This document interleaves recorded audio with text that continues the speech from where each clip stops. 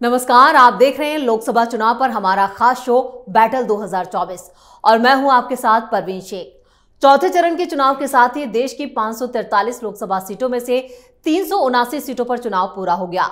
वहीं आंध्र प्रदेश में 25 लोकसभा और विधानसभा की 175 सीटों के लिए मतदान हुआ। सत्ता पर काबिज वाईएसआरसीपी कांग्रेस और एनडीए के बीच त्रिकोणीय मुकाबला है। आंध्र प्रदेश में बीजेपी, चंद्रबाबू नायडू की टीडीपी और पवन कल्याण की जनसेना पार्टी एनडीए का हिस्सा है। 2019 के नतीजों की बात की जाए तो वाईएसआरसीपी ने 22 जबकि चंद्रबाबू नायडू की पार्टी ने 3 लोकसभा सीटें जीती थी। लेकिन इस बार एनडीए को आंध्र प्रदेश से काफी उम्मीदें हैं। इस बार वाईएसआरसीपी 25 पर, एनडीए में शामिल टीडीपी 17 जबकि बीजेपी ने 6 सीटों पर यहां पर चुनाव लड़ा है। वहीं जनसेना ने 2 लोकसभा सीटों पर चुनाव लड़ा है। बीजेपी के 400 पार के नारे में इस बार आंध्र प्रदेश की क्या है खास भूमिका, क्या है राज्य के चुनावी समीकरण, इसी पर चर्चा के लिए हमारे साथ जुड़ चुके हैं कैपिटल टीवी के editor in chief doctor Manish Kumar. Doctor साहब, स्वागत है आपका। धन्यवाद। और स्टूडियो में मौजूद है कैपिटल टीवी के executive editor Rajiv Kumar. Sir, आपका स्वागत है। धन्यवाद। डॉक्टर साहब, आंध्र प्रदेश का चुनाव काफी इंटरेस्टिंग इसलिए है क्योंकि जिस तरह से बीजेपी ने 400 पार का नारा दिया है उसमें आंध्र प्रदेश की भूमिका खास होने वाली है। देखिए, आंध्र प्रदेश बड़ा ही यूनिक सिचुएशन में है। अगर हम नेशनल पॉलिटिक्स की अगर बात करें तो भारतीय जनता पार्टी ने टीडीपी के साथ गठबंधन किया। हालांकि जब गठबंधन होना था तो वहां के जो एक पॉपुलर चीफ मिनिस्टर है रेड्डी साहब, वो प्रधानमंत्री से मिलते हैं, अच्छी खासी लंबी बातचीत होती है, फिर बहुत ही अच्छे मूड से ये बाहर आते हैं। वो कहते कि is more like a guardian, काफ़ी तारीफ करते हैं। इनफैक्ट उन्होंने साफ साफ ये भी कहा, हालांकि वो राहुल गांधी को भी जानते हैं, बहुत निकटतम रिश्ता हुआ करता था इनके पिताजी का सोनिया गांधी के साथ। अब उन्होंने ओपनली ये बात कह दी कि प्रधानमंत्री मोदी जो है वो बेहतर हैं इन लोगों से। अब इस चीज का मैसेज क्या गया कि ये जो चीफ मिनिस्टर रेड्डी हैं वो मोदी के खिलाफ नहीं है। गठबंधन किसके साथ हो रहा है? टीडीपी के साथ।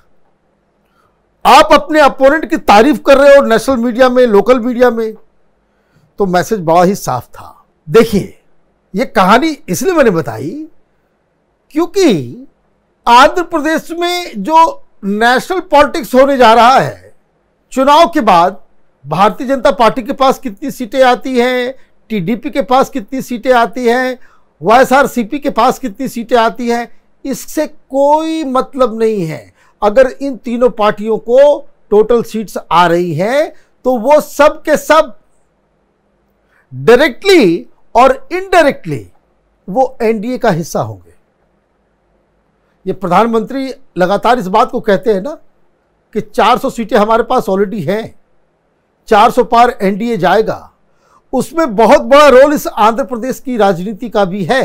कारण टीडीपी साथ में ही है और वाईएसआरसीपी साथ में नहीं रहते हुए भी प्रधानमंत्री मोदी के साथ कभी भी वाईएसआरसीपी ने बीजेपी के खिलाफ किसी भी मुद्दे पे वोट नहीं किया है। तो ये समझिए कि इस आंध्र प्रदेश के बारे में चर्चा इस हिसाब से भी होनी चाहिए कि भाई कोई जीते, वो बेसिकली एनडीए के झोली में ही वो सीट आ रही है।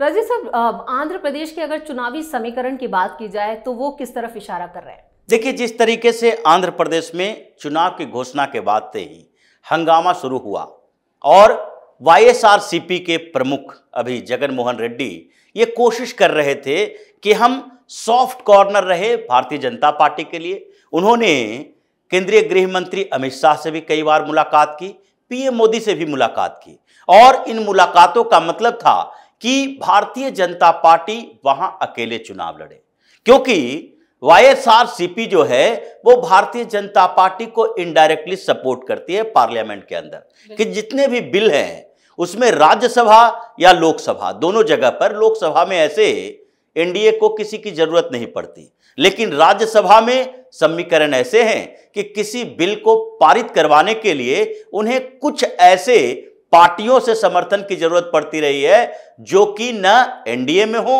और न ही यूपीए यानी कि अभी के इंडिया अलायंस में हो। तो उसमें बीजू जनता दल, नवीन पटनायक और वाईएसआरसीपी, ये दोनों पार्टियां हमेशा से रही है। और कुछ समय पहले तक यानी 2 साल पहले तक तेलंगाना के केसीआर भी उस गुट में शामिल थे जो किसी गठबंधन में नहीं थे, लेकिन भारतीय जनता पार्टी को कई मामलों में सपोर्ट किया था बिल पारित करवाने के लिए। तो जगन मोहन रेड्डी सोच रहे थे भारतीय जनता पार्टी अलग चुनाव लड़े और टीडीपी और पवन कल्याण के गठबंधन हो सकता है तो हो जाए, तो वहां पर मुकाबला थोड़ा सा इंटरेस्टिंग हो जाएगा और हमारे लिए फायदेमंद होगा। लेकिन भारतीय जनता पार्टी के शीर्ष नेतृत्व को यह मंजूर नहीं था। जबकि जगन मोहन रेड्डी के साथ एक और समस्या थी कि वो भाजपा के साथ वहां गठबंधन नहीं कर सकती है। सॉफ्ट कॉर्नर तो है लेकिन गठबंधन नहीं कर सकती है, उससे समस्या बढ़ती। ऐसे भी जब 22 सीटों पर पिछली बार जीत हो चुकी है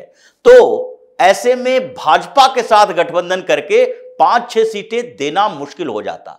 तो इसलिए यह मुकाबला इंटरेस्टिंग हुआ क्योंकि भारतीय जनता पार्टी ने टीडीपी और पवन कल्याण की पार्टी के साथ गठबंधन किया। अब वहां जगन मोहन रेड्डी को पहले से क्यों ऐसा डर लग रहा था कि भाजपा किसी गठबंधन का हिस्सा ना हो, चंद्रबाबू नायडू के साथ गठबंधन न करे, क्योंकि थोड़े एंटी इनकम्बेंसी हो चुकी है। और उस समय तक पॉलिटिक्स ऐसा दिख रहा था कि वाईएस शर्मिला जो है वो तेलंगाना की राजनीति कर रही थी और तेलंगाना की राजनीति करते हुए उस समय उसको लगा कि अब हमें किसी पार्टी में शामिल होना चाहिए। तेलंगाना में तो उसने भारतीय जनता पार्टी को भी अप्रोच किया, केसीआर के खिलाफ कई कंप्लेन किए और एक डैम को लेकर सैकड़ों करोड़ के घोटाले का आरोप लगाया। सीबीआई के दफ्तर तक पहुंची, भारतीय जनता पार्टी के नेताओं से संपर्क किया, लेकिन तेलंगाना में उससे साथ लाने से कोई फायदा नहीं दिखा, इसीलिए वो कांग्रेस की तरफ मुड़ी।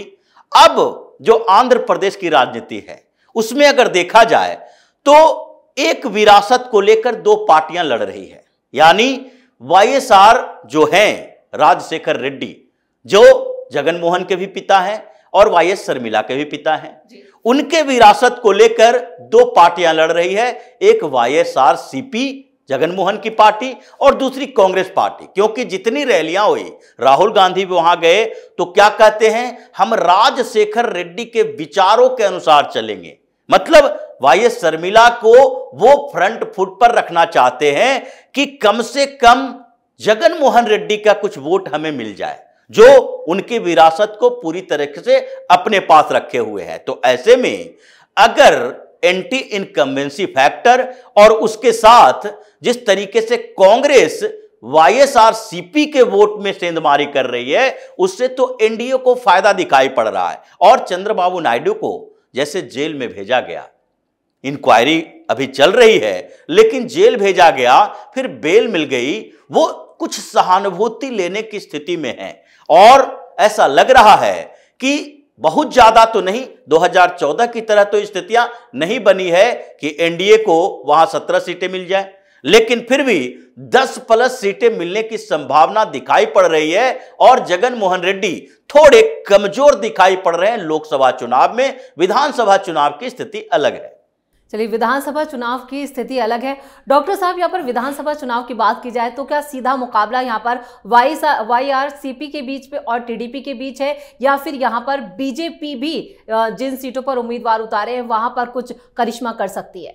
देखिए, वहां असेंबली इलेक्शंस भी साथ में चल रहे हैं और बहुत ही टफ वहां पे इलेक्शंस जो है वो हो रहे हैं। कई लोगों को मानना है कि वाईएसआरसीपी जो है बहुत टर्म से जो है वो मुख्यमंत्री वहां पे रहे हैं, एक एंटी इनकम्बेंसी आ गई है, टीडीपी भारतीय जनता पार्टी के साथ आई है और कुछ लोकल पार्टीज के साथ गठबंधन बना करके एक मजबूत स्थिति में है। और ये सारी कवायद जो हो रही है वहां पे सरकार बनाने के लिए, वो स्टेट स्तर की राजनीति। तो जैसे मैंने पहले बताया कि नेशनल लेवल पे तो इसका कोई इंपैक्ट नहीं होने जा रहा है। कांग्रेस पार्टी को वहां 0 ही 0 है। वहां कोई भी जीतेगा, किसी भी पार्टी से जीतेगा, वो डायरेक्टली इनडायरेक्टली प्रधानमंत्री मोदी के बुके में ही वो शामिल होने वाला है। लेकिन स्टेट इलेक्शन में बड़ा टफ चल रहा है। कई सारे सर्वेज आए हैं, कई सारे सर्वेज ये कह रहे हैं कि वाईएसआरसीपी फिर से वहाँ पे सरकार बनेगी, कुछ लोग ये कह रहे हैं कि नहीं टीडीपी जो है। लेकिन जो वोटिंग हुई है, वोटिंग इस बात की ओर इशारा कर रहा है कि लोग सरकार को बदलने के लिए वोट नहीं कर रहे हैं। अदरवाइज वोटिंग परसेंटेज जो है वो 70% के आसपास जाना चाहिए था। ऐसा नहीं है कि वो वहाँ पे जो चीफ मिनिस्टर हैं वो अनपॉपुलर हैं या एंटी इनकम्बेंसी बहुत ज़्यादा है। लोग उनको हटाना नहीं चाहते। He is a popular leader, no doubt. TDP ने काफ़ी मेहनत भी की, टीडीपी की तरफ से बाकायदा बहुत अच्छा कैंपेन भी चलाया गया। लेकिन इट्स जस्ट दैट कि लोग घर से बाहर नहीं निकल रहे हैं। तो ये ऐसा लग रहा है, ऐसा प्रतीत हो रहा है कि सरकार वहाँ पे बचेगी और वहाँ पे मुझे लग रहा है कि वापस वाईएसआरसीपी की सरकार बनेगी और केंद्र में तो कोई भी जीते वो जाना भारतीय जनता पार्टी के साथ ही है। राजीव जी, यहाँ पर जो चुनाव हुए हैं, क्योंकि लोकसभा के साथ ही विधानसभा चुनाव भी संपन्न करा दिए गए, लेकिन यहाँ पर कांग्रेस को क्यों लग रहा है कि अब स्थिति जो है वो बदलेगी, कुछ अनुकूल है उसके? देखिए, कांग्रेस को ऐसा लग नहीं रहा, लेकिन कांग्रेस कोशिश कर रही है कि आगे हम कुछ स्थितियों को बदल सकें। अचानक से तो बदलने की स्थिति नहीं है। अगर आप वाईएस शर्मिला को ले आए और वो इतनी पावरफुल नेता होती तो इस पार्टी के तेलंगाना की प्रमुख बनकर नहीं रहती। वो जगन मोहन रेड्डी के खिलाफ 2014 से ही संघर्ष करना शुरू कर देती, अपनी एक अलग पहचान बनाती। वो तेलंगाना में कुछ नहीं कर पाई तो आंध्र प्रदेश में लगा कि आंध्र प्रदेश में कांग्रेस के साथ जुड़कर कुछ कर सकते हैं। कांग्रेस को भी थोड़ा सा आधार मिला है। अगर पिछले दो चुनावों की बात करें, 2014 या 2019, दोनों में लोकसभा में 0 सीटें रही थी कांग्रेस की। अब अचानक से कांग्रेस उस फाइट में आ जाए शर्मिला के कारण, ऐसा तो दिखाई नहीं पड़ता। दूसरी बात, विधानसभा में एंटी इनकम्बेंसी फैक्टर तो है। भारतीय जनता पार्टी वहां लगातार कैंपेन कर रही थी टीडीपी के साथ गठबंधन से पहले, और जगन मोहन रेड्डी के ऊपर भी आरोप लग रहे थे। ऐसा नहीं है कि आप केंद्र में कुछ शीर्ष नेतृत्व के साथ अच्छे संबंध रखते हो तो स्टेट लीडरशिप को पूरी तरह से पंगु कर दिया जाता है। यह भारतीय जनता पार्टी की स्ट्रेटजी नहीं है। आप चाहे तो उड़ीसा में देख लीजिए, उड़ीसा में भी नवीन पटनायक जो हैं वो सहयोगी पार्टी के तरह बिहेव करते हैं, लेकिन फिर भी वहां पर जो चुनाव प्रचार होता है, चाहे असेंबली के लिए हो या लोकसभा के लिए, लोकल लीडर को पूरी छूट है कि नवीन पटनायक के खिलाफ आप आरोप लगाएं, उनके खिलाफ रणनीति बनाएं और आक्रामक प्रचार भी करें। उसी तरीके से आंध्र प्रदेश में जो जगन मोहन रेड्डी के खिलाफ भारतीय जनता पार्टी ने एक स्ट्रेटजी बनाई थी कि ये चर्चों को ज्यादा प्रमोट कर रहे हैं। उस स्ट्रेटजी के तहत कई मंदिरों का दौरा किया गया, कई चर्चों के ऊपर आरोप लगाए गए, कन्वर्जन की बात की गई और यह लंबे समय तक चला।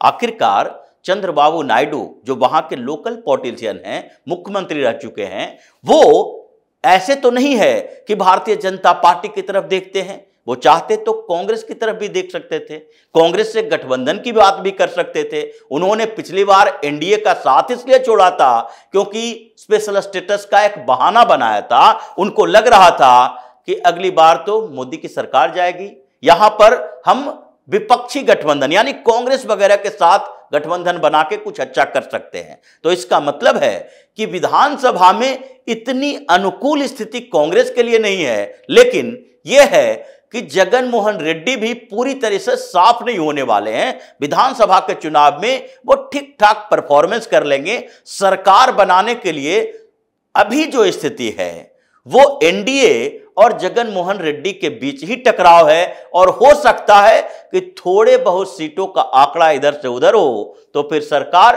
किसी की भी बन सकती है। चलिए, और इस तमाम जानकारी के लिए और सटीक विश्लेषण के लिए डॉक्टर साहब आपका बहुत बहुत धन्यवाद। धन्यवाद। और सर आपका भी बहुत बहुत धन्यवाद। धन्यवाद। 2024 लोकसभा चुनाव में आंध्र प्रदेश की भूमिका कई मायनों में काफी खास है। पीएम मोदी को पूरी उम्मीद है कि बीजेपी जिन 6 सीटों पर चुनाव लड़ रही है वहां जीत तय है, क्योंकि टीडीपी राज्य में बेहतर प्रदर्शन करने वाली है। टीडीपी और बीजेपी का यह दावा हवा में नहीं है, बल्कि जो जमीनी रिपोर्ट और सर्वे आ रहे हैं वो इसकी तस्दीक कर रहे हैं। वहीं अगर वाईएसआरसीपी भी ज्यादा सीटें जीतती है तो भी वो एनडीए के खाते में ही जाने वाली हैं। अब इंतजार 4 जून का है, जब नतीजे सामने होंगे। आपको हमारा ये वीडियो कैसा लगा, नीचे कमेंट करके अपनी राय जरूर दें। वीडियो को लाइक करें, शेयर करें और कैपिटल टीवी को अगर सब्सक्राइब नहीं किया है तो जल्दी से सब्सक्राइब कर लें। धन्यवाद।